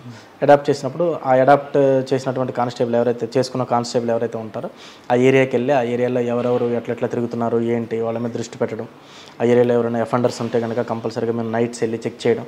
ఎందుకంటే ఈ దొంగతనాలు ఇవన్నీ కూడా నైట్లో ఎక్కువ జరగడానికి ఆస్కారం ఉంటుంది సార్. దాని గురించి కంపల్సరీగా మా దగ్గర సస్పెక్ట్ షీట్లు కానీ తర్వాత డీసీ షీట్లు కేడీ షీట్లు ఉన్న వాళ్ళందరినీ కూడా నైట్ వెళ్ళి మేము కంపల్సరీగా చెక్ చేయడం, వాళ్ళ ప్రజెన్స్ ఉన్నారా లేదా చెక్ చేసుకోవడం. వాళ్ళు నైట్ కనపడకపోతే కనుక ఇమీడియట్గా వాళ్ళ లొకేషన్స్ తీసుకొని ఎక్కడికి వెళ్ళారు, ఏదైనా క్రైమ్ చేయడానికి వెళ్ళారా, ఇట్లా ఎవ్రీథింగ్ సిపి గారు మానిటర్ చేస్తూనే ఉంటారు సార్. తర్వాత ఎవ్రీ వీక్ కంపల్సరీగా వాళ్ళందరినీ పిలిచి కౌన్సిలింగ్ చేయడాలు. తర్వాత సిపి సార్ కొంతమంది పిల్లలకైతే రీసెంట్గా రిఫార్మ్ చేద్దాం పిల్లల్ని అని చెప్పేసి అక్కడ ఆంధ్ర యూనివర్సిటీలో సైకాలజీ డిపార్ట్మెంట్ చేత మాట్లాడి వాళ్ళతో కౌన్సిలింగ్లు ఇప్పించడాలు కూడా కొత్తగా చేస్తున్నారు సార్. ఓకే సార్, మనం ఈ ప్రొఫెషన్ పక్కన పెడతాం, కాసేపు వ్యక్తిగత విషయాలకు వస్తే చిన్న కుటుంబం నుంచి వచ్చారు, అమ్మగారే మీకు చదివించి ఒక స్థాయి తీసుకొచ్చారు, మీరు కూడా సిమెంట్ ఫ్యాక్టరీలో డైలీ వేజర్గా పనిచేస్తూ వచ్చారు. అంటే మీకు కష్టం విలువ తెలుసు, మీకు ప్రతి రూపాయిని జాగ్రత్త పెట్టుకోవాలి, కుటుంబ బంధం తెలుసు. ఇక్కడికి వచ్చిన తర్వాత మొదటి బాబు చూసాం, మెంటల్లీ హ్యాండిక్యాప్ కనిపిస్తున్నట్టు. సాధారణంగా ఇప్పుడున్న కాలంలో అటువంటి పిల్లలు పుడితే తల్లిదండ్రులు ఎక్కడ హోమ్లోనో హాస్టల్లో పెట్టి నెలకి ఇంత పంపించేస్తుంటారు చేయలేక అని. కానీ మీరు బాబుని మీతోనే తీసుకెళ్తున్నారు, ఆయన బాగోగులు చూస్తున్నారు మీరు మీ వైఫ్. మరోవైపు మీ తల్లి క్యాన్సర్. అటు తల్లిని ఎక్కడ హాస్పిటల్లో పెట్టకుండా ఆమెని ఇంట్లో పెట్టుకొని ఈ అబ్బాయిని ఇంట్లో పెట్టుకొని ఇటు తల్లిని కాదనక ఇటు కొడుకుని చూసుకోలేక ఇద్దరి మధ్యన ఇద్దరికి సర్వీస్ చేసుకుంటూ ఉద్యోగం ఎలా చేస్తున్నారు? పోలీస్ డిపార్ట్మెంట్ నేను పర్సనల్గా ఫీల్ అయ్యేది ఏంటంటే సార్, ఒక పోలీస్గా ఎప్పుడైతే మనకి కంప్లైనెంట్ మన దగ్గరికి వస్తాడో, మన దగ్గరికి వచ్చినప్పుడు వాళ్ళకి ఏదైనా ఇబ్బంది ఉన్నప్పుడే మా దగ్గరికి వస్తారు సార్. నార్మల్ సందర్భాల్లో పోలీసులను ఎవరు కలవరు, సాధారణంగా కలవరు, నార్మల్గా కొంచెం పరిచయం ఉన్న వాళ్ళు కలుస్తారేమో. వచ్చినప్పుడు వాళ్ళు ఏదో బాధతో వచ్చినప్పుడు ఫస్ట్ వాళ్ళని వినగలగాల, వాళ్ళ బాధను అర్థం చేసుకోవాలా, అర్థం చేసుకున్న బాధనే ఫీల్ అవ్వాలి. అంటే ఇప్పుడు సపోజ్ నేను ఇప్పుడు క్రైమ్లో ఉన్నాను సార్, క్రైమ్లో ఉన్నప్పుడు ఒక దొంగతనం మా ఇంట్లో జరిగిందని చెప్పేసి మా దగ్గరికి వచ్చినప్పుడు ఇదే దొంగతనం నా ఇంట్లో జరిగితే నేను ఎలా బాధపడతాను అని ఒక్కసారి కనుక వాళ్ళ ప్లేస్లో ఉండి మనం ఆలోచిస్తే మస్ట్ అండ్ షుడ్గా వాళ్ళ యొక్క బాధ తీర్చాలనేటటువంటి కసి మనసులో పెరిగిపోతుంది సార్. మేబీ అది నాకు మా అబ్బాయి ద్వారా మా అమ్మ ద్వారా కానీ ఇటువంటి స్ట్రగుల్స్ ఫేస్ చేయడం వల్ల వచ్చింది. నేను హ్యాపీగా ఫీల్ అవుతాను సార్. ఎందుకంటే మా అబ్బాయిని చూసినప్పుడు కొన్నిసార్లు ట్రై చేస్తూ ఉంటాం, నేను మా వైఫ్ కళ్ళు మూసుకొని ఒక 10 నిమిషాలు నడిస్తే ఎట్లా ఉంటుంది, కళ్ళు మూసుకొని ఒక 10 నిమిషాలు ఉంటే ఎలా ఉంటుంది అనే అది చూసినప్పుడు చాలా బాధ అనిపించింది. అంటే మేము 10 నిమిషాలు కూడా కళ్ళు మూసుకొని సర్వైవ్ అవ్వలేకపోతున్నాం, కానీ బాబుకి కళ్ళు లేకుండా ఎట్లా సర్వైవ్ అవుతున్నాడు. కాబట్టి అంటే ఈ బాబుకి మన కేర్ చాలా అవసరం. ఎందుకంటే స్పెషల్లీ నీడెడ్ పీపుల్ ఎవరైతే ఉంటారో పేరెంట్స్ అనేది నార్మల్ చిల్డ్రన్ కన్నా ఇట్లా స్పెషల్లీ ఏబుల్డ్ ఎవరైతే ఉన్నారో వాళ్ళకే ఎక్కువ అవసరం సార్. ఎందుకంటే నార్మల్ చిల్డ్రన్స్ వదిలేసినా వాళ్ళు ఏదో రకంగా బతుకుతారు, కానీ ఇటువంటి పిల్లలకి ఇప్పుడు మా బాబే ఉన్నాడు, మేము వదిలేస్తే తన ఫుడ్ తినలేడు, మేము వదిలేస్తే తన నార్మల్గా కాలకృత్యాలకు కూడా వెళ్ళలేడు, మేము వదిలేస్తే తను అసలు మా అమ్మ వాయిస్ మా నాన్న వాయిస్ వినపడట్లేదేంటి, ఆ ప్రేమ కనీసం కళ్ళు లేకపోయినా ఆ చెవులకైనా ఆ ఎఫెక్షన్ అనేది టచ్ అవ్వాలని చెప్పేసి మేము ఆలోచిస్తూ ఉంటాం. ఆలోచించినప్పుడు అట్లా ఇప్పుడు తనకి 11th ఇయర్స్ ఆ బాబుకి 11 ఇయర్స్ నుంచి కూడా అంటే చాలా ప్రేమగా చూసుకుంటాం. ఎందుకంటే మా బాబు మాకే కష్టం అయిపోతే ఇంకెవరు ఆ బాబుని రిసీవ్ చేసుకోగలరు. తర్వాత ఇంకొకటి మా వల్ల భూమి మీదకి వచ్చిన అబ్బాయి, మేము తీసుకొచ్చిన అబ్బాయి, అటువంటి అబ్బాయిని మేమే ఎట్లా వదిలేయాలి, అది నా బాధ్యత, హీఈస్ మై సన్ అంతే. విశాఖపట్నం ఏసీపీ సునీల్ కుమార్ గారు భార్య ప్రస్తుతం అంతా జాయిన్ అయ్యారు. ఆమెను అడిగి వాళ్ళిద్దరి మధ్యన ప్రేమ ఎలా పుట్టింది, తర్వాత జరిగిన పరిణామాలు, ఒక తల్లిగా కొడుకు పట్ల చేస్తున్న సేవ ఏంటో ఆమె తెలుసుకున్నాను. నమస్తే అమ్మ. నమస్తే. కింద స్థాయి నుంచి వచ్చారు ఆయన, మీ ఊరే తెలిసి ఉండొచ్చు. కింద నుంచి కష్టపడి స్థాయికి వచ్చారు. మధ్యలోనే మీ ఇద్దరి మధ్యన ప్రేమ, మీరు ముందు ఆయన చెప్పారా లేదు మీరు చెప్పారా, మీ ఇద్దరి మధ్య పరిచయం ఎక్కడ ఏర్పడింది? ప్రపోజ్ చేయడం అంటే ఏమీ లేదు సార్. నార్మల్గా సారు మా తమ్ముడు 8th క్లాస్ నాగార్జున స్కూల్ అని అక్కడ ఒక ప్రైవేట్ స్కూల్లో చదివేవాడు. తమ్ముడిని ఒకరోజు సార్ కొట్టారు. సార్ అక్కడ పార్ట్ టైంకి జాబ్ చేస్తుండేవాడు. అయితే తమ్ముడు స్కూల్కి వెళ్ళను అని చెప్పేసి మారం చేసి ఇంటి దగ్గర ఉన్నాడు సార్. అప్పుడు నేను ఇంటర్మీడియట్ జాయిన్ అయ్యాను అక్కడ జగ్గిపేట. అయితే ఎవరు కొట్టింది అనేసి నేను అడుగుతాను అని చెప్పేసి స్కూల్ దగ్గరకు వచ్చాను సార్. వస్తే స్కూల్ దగ్గరే క్లోజ్ అయిపోయింది లంచ్ అవర్. స్కూల్ క్లోజ్ చేశారు, గేట్లన్నీ లాక్ చేసేసారు. ఇంకా లంచ్ టైం 2నో ఎంతో అయింది సార్. అప్పుడు ఇంకా నేను తమ్ముడు వెళ్ళను అంటే ఎగ్జామ్స్ ఉన్నాయి తమ్ముడికి, జస్ట్ ఒకసారి కనుక్కుందా నేను చెబుతాను రాని వస్తే అప్పుడు సారు బైసికల్ మీద వస్తున్నారు. నేను ఎవరో స్టూడెంట్ అనుకొని ఇక్కడ సునీల్ సార్ అంటే ఎవరండి అని అడిగాను. ఏమో నాకు తెలీదు అన్నారు. అంటే ఇంకా ఎవరు ఒకసారి తమ్ముడు భయపడిపోతున్నారు, 2-3 డేస్ నుంచి ఇంకా స్కూల్కి వెళ్ళట్లేదు అనేసి ఇంకా ఒకసారి నేను వెళ్ళేసి అడుగుతాను అని చెప్పేసి వెళ్ళాను. వెళ్ళగానే సారు మళ్ళీ లోన కనిపించారు నాకు ఆఫీస్ రూమ్ దగ్గర. సార్ బాబు ఇక్కడ సునీల్ సార్ అంటే ఎవరమ్మా అని అడిగాను.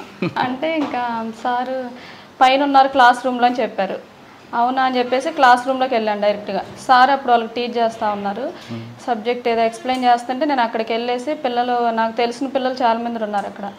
అక్క గోపి వాళ్ళ తమ్ముడు వచ్చారు సార్, గోపి వాళ్ళ అక్క వచ్చారని చెప్పేసి వాళ్ళు పిలుస్తున్నారు. జస్ట్ పిలుస్తుంటే సార్ ఉన్నారు అక్కడ. మీరెవరు అంటే సునీల్ సార్ మేడం అని చెప్పేసి వాళ్ళు అన్నారు. అక్క సునీల్ సారే తను అంటే అవునా అనేసి ఇంక నేను కోపంగా ఎందుకండి బాబుని అలా కొట్టారు, ఏదైనా ప్రాబ్లం ఉంటే చెప్పాలి కదా, కోతలు పడిపోయినాయి అని చెప్పేసి అన్నారు. అన్న తర్వాత సారు నేను కొట్టలేదు, నేను కాదు సునీల్ సార్ అంటున్నారు. వీళ్ళు సారే సునీల్ సార్ అంటున్నారు. ఇక నేను కోపంగా వచ్చేసాను. వచ్చిన తర్వాత నాది అప్పుడు డిఎంఎల్టీ ల్యాబ్ టెక్నీషియన్ కంప్లీట్ అయిపోయింది. కంప్లీట్ అయిపోతే నేను దానికి సంబంధించి ప్రాక్టీస్ వాటికి సంబంధించి నేను అవి తీసుకుంటున్నాను. ఇంకా సార్ అలా వచ్చేవాళ్ళు, అలా చూస్తుంటే ఒకసారి మీరు స్కూల్కి వచ్చి సునీల్ నువ్వు అంటే ఎందుకు కాదన్నారు? అంటే నేను అప్పుడు స్కూల్లో టీచర్ సార్. టీచర్ అయితే తను వచ్చేసి ఏ బాబు సునీల్ సార్ ఎవరని చెప్పేసి అడిగింది. అంటే నేను టీచర్ ఏంటి నేను బాబు అంటే నన్ను కూడా స్టూడెంట్ అనుకుందని సార్ పైన ఉన్నారని చెప్పి అప్పటి నుంచి ఇంకా 2-3 టైమ్స్ సార్ నాకు కనిపిస్తూ ఉండేవాళ్ళు, ఫాలో అయినట్లుగా అట్లా అనిపించారు. కాకపోతే నేను అబ్జర్వేషన్ చేసినప్పుడు ఫాలో అవుతున్నట్టు అనిపించారు. కాకపోతే నేను పట్టించుకోకుండా వెళ్ళిపోయేదాన్ని. ఒక 2-3 టైమ్స్ నేను స్కూల్కి వెళ్ళే బస్సులో కూడా, కాలేజ్కి వెళ్ళే బస్సులో కూడా కనిపించారు. మా క్లాస్మేట్స్ వీళ్ళందరూ ఫ్రెండ్స్ లాగా ఉండేవాళ్ళు కాబట్టి అలా వస్తున్నారేమో, ఎవరు అనే పర్సన్ నాకు తెలియదు అసలు ఏ ఊరు ఎక్కడ అనేసి. ఒకసారి ఇంకా అలా ఫాలో అవ్వకుండా సార్కు తెలిసిన ఫ్రెండ్ ద్వారా మా పేరెంట్స్కి చెప్పించారు, ఇలా నేను అమ్మాయిని మ్యారేజ్ చేసుకోవాలనుకుంటున్నాను అనేసి. తనంటే అమ్మ వాళ్ళని అడగమనండి, అమ్మ వాళ్ళకి ఇష్టమైతే మాకు ఓకే అని చెప్పేసి అన్నాను. ఇంకా డాడీకి మమ్మీకి చెప్పేశాము. మధ్యలో మీకు ఎప్పుడు చెప్పలేదు నేను ప్రేమిస్తున్నానని? ఆ అమ్మాయితో ఒకసారి చెప్పించారు. అయితే మా పేరెంట్స్కే చెప్పమానండి డైరెక్ట్గా అనేసి అన్నాను. అంటే మీరు మా అభిప్రాయం లేకుండా డైరెక్ట్గా మీరు వాళ్ళ పేరెంట్స్కి వెళ్ళిపోయారా? పేరెంట్స్కి ఇష్టమైతే నాకు ఇష్టమే అని చెప్పేశాను. కానీ పెళ్ళికి ముందు దగ్గర మాట్లాడుకోవడం కలుసుకోవడం లేవు పెద్దగా. సినిమా చూపించినట్లుగా సైకిల్ మీద మీరు వెళ్ళడం, సైకిల్ మీద వచ్చేవాళ్ళు రోజు. ఇది జైన్ సినిమా లాగా నేను కాలేజ్ నుంచి బస్ స్టాండ్కి వెళ్తుంటే అలా కనిపిస్తూ ఉండేవాళ్ళు, మెరుపు తీగల వెళ్ళిపోతుండేవా? వెనక ఫాలో అవ్వటం అలా వచ్చేవాళ్ళు. కానీ మీరు ఆయన ఫాలో అవుతారని కనిపెట్టారు, మీ ఫ్రెండ్ ద్వారా ప్రపోజల్ పంపించారు. మీరు ఎందుకు ఆయన్ని యాక్సెప్ట్ చేశారు? యాక్సెప్ట్ చేయటం అంటే తను బ్యాడ్ పర్సన్. తను ఏం చెప్పిందంటే అన్న చాలా, తనకి సార్ సీనియర్ అండి, అయితే అన్న చాలా గుడ్ పర్సన్, తనకు ఫాదర్ లేరు, చాలా కష్టాలు పడ్డారు, చాలా పూర్ ఫ్యామిలీ, చాలా ఇబ్బందులు పడిపోయి వచ్చారు. అన్న బ్యాడ్ పర్సన్ అయితే కాదు అక్క, ఇలా ఒక అబ్బాయి ఇలా కంటిన్యూగా ఇలా నా వెంట తిరుగుతూ ఉన్నాడు సైకిల్ వేసుకొని, బస్ స్టాండ్ దగ్గరకు అలా వస్తున్నాడు, డిస్టర్బెన్స్ ఉందక్క. ఆర్టీసీ డ్రైవర్ అంటే డాడీ స్టాఫ్ మొత్తం ఉంటారు అక్కడ, నేను అందరికీ తెలుసు మ్యాక్సిమం బస్ స్టాండ్లో, నాకు అలా ఇష్టం లేదు, ఒకసారి చెప్పక్క అన్నాను. అబ్బాయి అయితే మంచోడ్రా, అలా చేయడు అసలు, ఒకసారి నేను చెప్తాను అన్నది.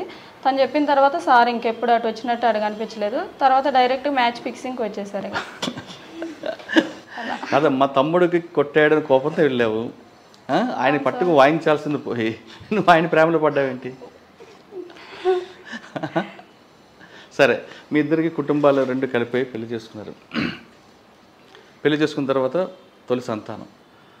తొలి సంతానం చూడగానే ప్రతి తల్లికి చాలా ఆనందం ఉంటుంది. ముందు వాడితో అమ్మాని పిలిపించుకోవాలని ఉంటుంది, వాడిని చూడాలని ఉంటుంది, వాడికి నువ్వు కనబడాలని వాడికి ఉంటుంది. ఈ తల్లి కొడుకుల బంధం అనేది దాన్ని ఎవరూ చెరపలేము, కాదనలేము కూడా. మరి నీకు ఆ బాబుని చూడగానే ఏమనిపించింది? ఒక్కసారి కూడా అమ్మాని పిలిపోతే ఏమనిపించింది?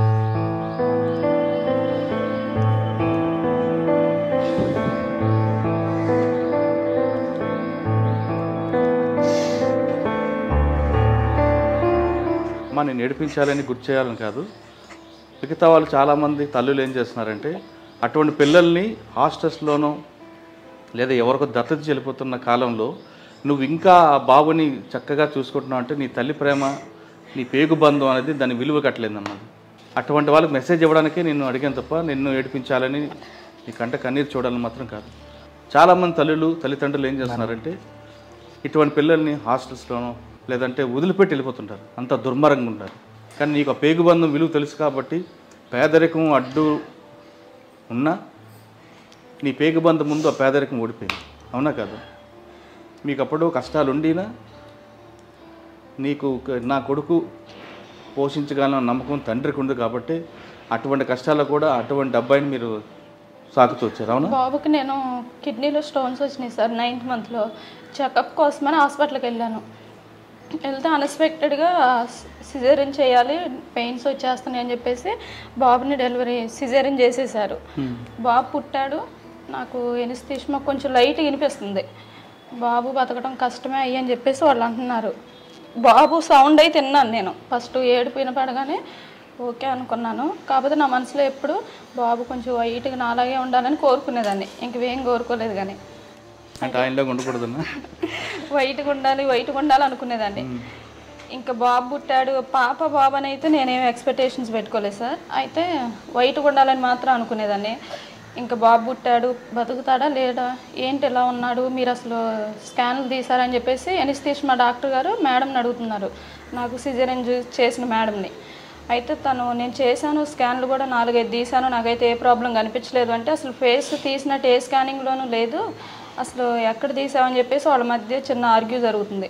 ఇంకా నేను పడుకున్నాను. ఇక తర్వాత ఏం జరిగిందో నాకు వినిపించలేదు. ఆఫ్టర్ 2-3 డేస్ తర్వాత నాకు అది హాస్పిటల్లో డే ఎప్పుడో నైట్ ఎప్పుడో కూడా నాకు అర్థం అవ్వలేదు. ఫుల్ ఫీవర్ వచ్చేసింది. అమ్మ, నాన్న, సారు బాబుని తీసుకొని విజయవాడ వెళ్ళిపోయిన విషయం కూడా నాకు తెలియదు. ఆఫ్టర్ 3 డేస్ తర్వాత అమ్మ వాళ్ళు నాకు అక్కడి నుంచి కాల్ చేశారు, బాబుని హాస్పిటల్ ఇవ్వమని చాలామంది ఫోర్స్ చేస్తున్నారు, సునీల్ని సార్ ఏమో ఏడుస్తున్నారు. అప్పుడు కూడా సారే అనేవాళ్ళం మేము. సార్ నార్మల్గా స్కూల్లో అలా చెప్తారు కదా. అయితే సార్ని బాగా ఫోర్స్ చేస్తున్నారు, సార్ ఏమో ఏడుస్తున్నారు, ఏం చెప్పట్లేదు సమాధానం, అందరూ మీరు చాలా ఇబ్బంది పడతారు, ఏదన్నా ఒక అనాథాశ్రమంలో ఇచ్చేసేయండి, మీకు చిన్న ఏజ్లో మ్యారేజ్ అయిపోయింది, నాది అప్పుడు ఇంటర్మీడియట్ కంప్లీట్ అయిపోయింది సార్. అయితే చిన్న ఏజ్లో మ్యారేజ్ అయిపోయింది, మీరు ఆ బాబుని హ్యాండిల్ చేయడం వల్ల మీ పర్సనల్ లైఫ్కి కూడా చాలా ఇబ్బంది అయిపోయింది అని చెప్పేసి అన్నారు. సీక్రెట్గా చేశారు నాకు అమ్మ నాని ఫోను, ఇలా ఇవ్వాలంటున్నారు, బాగా ఫోర్స్ చేస్తున్నారు అంటే నేను చెప్పాను, ఏమైంది అసలు బాబుకి అని అడిగినప్పుడు కొంచెం ఫేస్ మీద మజిల్లాగా ఫామ్ అయిందని చెప్పేసి అన్నారు. కళ్ళు లేవు అవన్నీ ఏం చెప్పలేదు అమ్మ నాన్నకు అనేసి, అమ్మ మీరైతే తీసుకొని రండి, ఒకవేళ ఆ బాబుని అక్కడ ఇచ్చేస్తే మాత్రం సీసీ కెమెరాలు ఇవన్నీ ఉంటాయి కదా ఆ హాస్పిటల్లో, అందరి మీద కేసు పెడతాను నేను, ఎవరు ఇచ్చినా కానీ ఆ హాస్పిటల్లో ఎవరు అక్కడ ఇక్కడ బాబు ఎలా ఉన్నాడనేది మనకి ప్రూఫ్స్ ఉంటాయి కాబట్టి నేను పెడతాను అని చెప్పేసి అన్నాను. అలా ఏమంటలేదు, సార్ అయితే ఏడుస్తున్నారు, అన్నం కానీ వాటర్ ఇంతవరకు 3 డేస్ అయినా ఏం తాగట్లేదు అని చెప్పేసి అమ్మ అన్నారు. తీసుకొని వచ్చేసారు ఇంటికి. తీసుకొని రాగానే ఫస్ట్ టైం హాస్పిటల్కి తీసుకొని వచ్చారు. నేను బెడ్ మీద ఉంటే నా పక్కన పడుకోబెట్టారు. అసలు ఏంటి ఏం అర్థం కాలేదు నాకు, ఫేస్ ఎక్కడ ఉంది ఏంటి, ఇట్లా పడుకోబెట్టారు. తీసుకొచ్చి చేయి చూశాను, బాగా ప్యూర్ వైట్గా ఉంది. అబ్బాయి ఇంత వైట్గా ఉన్నాడని హ్యాపీ ఫీల్ అయ్యే లోపల ఫేస్ చూశాను. చూడగానే బ్లైండ్ అనేది విన్నా కానీ లైవ్లో చూసింది బాబుని ఫస్ట్ టైం. బ్లైండ్ అంటే ఇలా ఉంటారు, అసలు కళ్ళు కనిపించట్లేదు ఏందని చూశాను. ఐ ఫార్మేషన్ లేదన్నారు.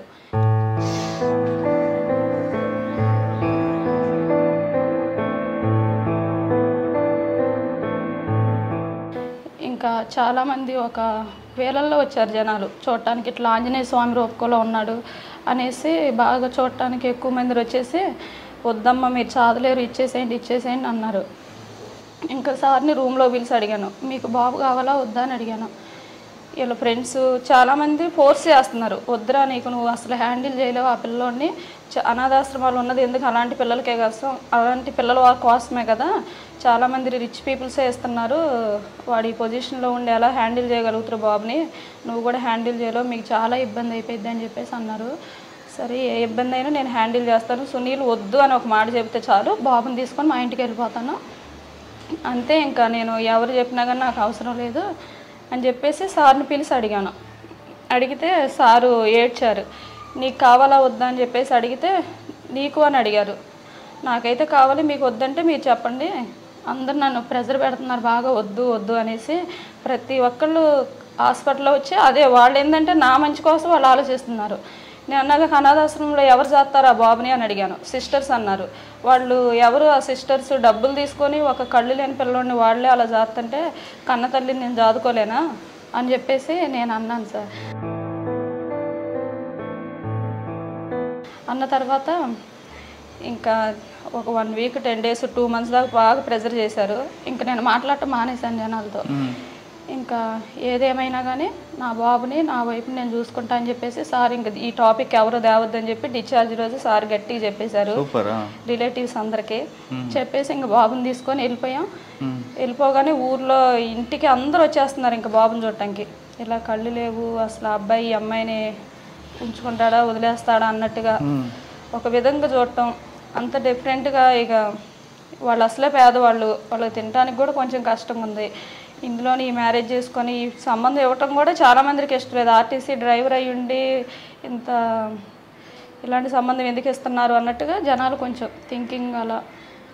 ఇక తర్వాత అయితే నేను గట్టిగా చెప్పాను సార్, నా బాబు నా ఇష్టం, నేను చదువుకుంటాను, ఎవరు వద్దన్నా కానీ సార్కి కూడా చెప్పేశాను. మీకు వద్దన్నా చెప్పండి నేను ఒక్కదాన్ని చూసుకుంటాను అన్నాను. సారే ఇంకా అప్పటి నుంచి అలాగా అన్ని జాగ్రత్తగా చూసుకుంటూ వస్తున్నావు. కానీ అప్పుడప్పుడు అనిపించేదా ఆడిని చూడాలి, ఆడ అమ్మ అని పిల్లాలి అని? కరెంటు పోయినప్పుడు తప్ప ఆ ఫీలింగ్ నాకు ఎప్పుడు అనిపించదు సార్. కరెంటు పోయినప్పుడే నాకు రాహుల్ ఎంత బాధపడుతున్నాడా అనిపించింది. అది సడన్గా మనం నైట్ 8-9 o'clock అప్పుడు ఏదైనా మూవీస్ వస్తున్నా కానీ ఇలా ఉంటే రాహుల్ కూడా బ్రైట్గా ఇంట్లో అలా తిరుగుతుంటే రాహుల్ కూడా మనతో ఈక్వల్గా అనిపిస్తాడు బాబు. కాకపోతే కరెంటు పోయినప్పుడు నాకు అప్పుడు ఆ ఫీలింగ్ కలిగిద్ది. 24 hours ఇదే ఫీలింగ్లో ఉంటాడు. అసలు ఏం కనిపించదు, కలర్స్ కనిపించదు. అప్పటి నుంచి దేవుడిని నమ్మటం కూడా మానేశాను. నా బిడ్డే నాకు దేవుడు అనేసి. ఏ పాపం తెలీదు, తప్పు తెలీదు, అబద్ధం చెప్పడు, ఆశపడడు, అసలు ఎలాంటి బ్యాడ్ ఒపీనియన్స్ ఉండవు. కనిపించిన దేవుడికి పూజలు చేయటం కంటే నా కొడుకే నేను ఎక్కడికి వెళ్ళినా కానీ కాళ్ళకి నమస్కారం చేసుకొని వెళ్తా సార్ బాబుకి. అది సక్సెస్ అయిపోయింది. నెల పొడుపు రోజు కూడా నేను అప్పుడు దేవుడి ముఖం చూసేవాడిని. నేను ఎక్కువ శివ భక్తురాలు సార్. అమ్మ వాళ్ళు హిందూస్, సార్ వాళ్ళు కొంచెం క్రిస్టియన్స్. అట్లా ఇక బాబు మీద ఆ ప్రేమ వల్ల ఏ మతాన్ని నమ్మట్లేదు, అన్ని మతాలు ఈక్వల్గా పూజించేదాన్ని. కాకపోతే ఇప్పుడు నాకు దేవుడు నా బిడ్డ అనేసి బాబుకే చెప్తాను. కాకపోతే సార్ కాళ్ళకు మాత్రం నమస్కారం చేయాలి సార్. ఇలాంటి ఫాదర్ దొరకటం కూడా చాలా కష్టం పిల్లలకి. ఇప్పుడు నార్మల్గా అమ్మాయి పుట్టిందంటేనే వదిలేస్తున్నారు. కాకపోతే నేను ఇప్పుడు ఇల్లు షిఫ్టింగ్ అంటే ఫస్ట్ గేదె పాలు ఎక్కడ దొరుకుతాయి అని చెప్పేసి బాబు కోసం పాలు అన్ని సమస్తం సెర్లాకులు ఫుడ్ 1 monthకి సరిపడా పెద్ద స్టోర్ పెడతారు, ప్యాంపర్స్. అసలు టెన్షన్ అనేది ఇక లేదు బాబు విషయంలో. కాదమ్మా, ఇప్పుడు మిమ్మల్ని దగ్గరకు వస్తే గుర్తుపడతాడా లేదంటే? పిలిస్తే వస్తాడు సార్. రాహుల్ కమాన్ అనగానే వచ్చేస్తాడు. ఆయనకు ఆమె కావాలన్నా కానీ అన్నాన్ని ఆమని ఆయనకు అలవాటు సార్. అన్నం అన్నా కానీ వచ్చేస్తాడు. మిల్క్ కావాలన్నా వచ్చి చెప్తాడు, వాష్రూమ్ చెప్తాడు. వేరే వాళ్ళకి ఎవరికి చెప్పడు, ఇంకా అమ్మకి నాకే. అంటే మీ ఇద్దరులో ఎవరో ఒకరు ఆయనతో ఖచ్చితంగా ఉండాల్సిందే. సరే, మీ ఇప్పుడు అప్పుడున్న కష్టం అలాగ ఉండేది మీకు. ఆయన ఇచ్చిన జీతమే కుటుంబం గడిచే టైంలో కూడా పేదరికంలో ఉన్న ఈ పేగుబంధం గట్టిది కాబట్టి పేదరికాన్ని ఓడిపోయింది, సిగ్గుతో వెళ్ళిపోయింది. తర్వాత ఆయన పోలీస్ ఆఫీసర్ అయ్యారు. అప్పుడు మీ పరిస్థితి ఎలా మారింది, జీవన విధానం? సార్ నార్మల్గా పోలీస్ ఆఫీసర్ అవ్వకముందు స్టడీకి వెళ్ళినప్పుడు కూడా నేను మా పేరెంట్స్ దగ్గర ఉన్నా సార్. అమ్మ నాన్న మమ్మల్ని కంప్లీట్గా టేక్ కేర్ చేశారు వాళ్ళు. మాకైతే ఎటువంటి ఇబ్బంది లేదు. అమ్మ నాన్న అలాంటి పేరెంట్స్ దొరకడం కూడా నా అదృష్టం. నేను ఒక 6 years 7 years వరకు బాబు గురించి నాకు ఎటువంటి ప్రెజర్ లేదు, ఎటువంటి స్టెయిన్ అవడానికి కూడా లేదు. అమ్మ నాన్న కంప్లీట్గా హ్యాండిల్ చేసేవాళ్ళు, కంప్లీట్గా అమ్మే చూసుకునేవాళ్ళు. నాన్న బాబుకి కావాల్సింది తీసుకొచ్చేవాళ్ళు. సార్ను కూడా ఇబ్బంది పెట్టకుండా చదువుకునేటప్పుడు సార్ హెచ్వైడీలో 2 years ప్రిపేర్ అయ్యారు. ఇంకా అందువల్ల మాకు ఎటువంటి ఇబ్బంది అనిపించలేదు. మీకు ఆ కష్టాలు అలా కొనసాగుతున్న టైంలో వీడు పుట్టాడు. అవును సార్. వీడు పుట్టగానే మీ ఆనందం ఏమొచ్చింది? చిన్న బాబు పుట్టినప్పుడు సార్ అంటే నేను ఫస్ట్ అయితే ఐ ఫార్మేషన్ ఉందా లేదా అని అడిగాను సార్. బాబుకి కూడా నేను విజయవాడ రెయిన్బోలో స్కాన్ చేయించాను. చూపిస్తే వాళ్ళకి ఎప్పుడు నేను అదే అడిగాను. 3-4 టైమ్స్ తీపిచ్చాము. ఐ ఫార్మేషన్ ఉందా అని అడిగినప్పుడు డాక్టర్ గారు నన్ను తిట్టారనమాట. ఎందుకమ్మా ఊరిగా ఐ ఫార్మేషన్ అంటున్నావు, కన్సీవ్తో ఉన్నప్పుడు అలా స్టెయిన్గా ఫీల్ అవ్వకూడదు, హై బీపీ అలాంటివి వస్తే ఏంటి ఐ ఫార్మేషన్ అని ఐస్ మాత్రం అడుగుతున్నారు ఏంటంటే పెద్ద బాబుకి ఎలా ఉంది మేడం, అందుకనే నాకు అదొక్కటే భయము, బాడీలో ఇంటర్నల్గా అన్ని ఆర్గాన్స్ ఫామ్ అయినట్టేనా అని అడిగాను.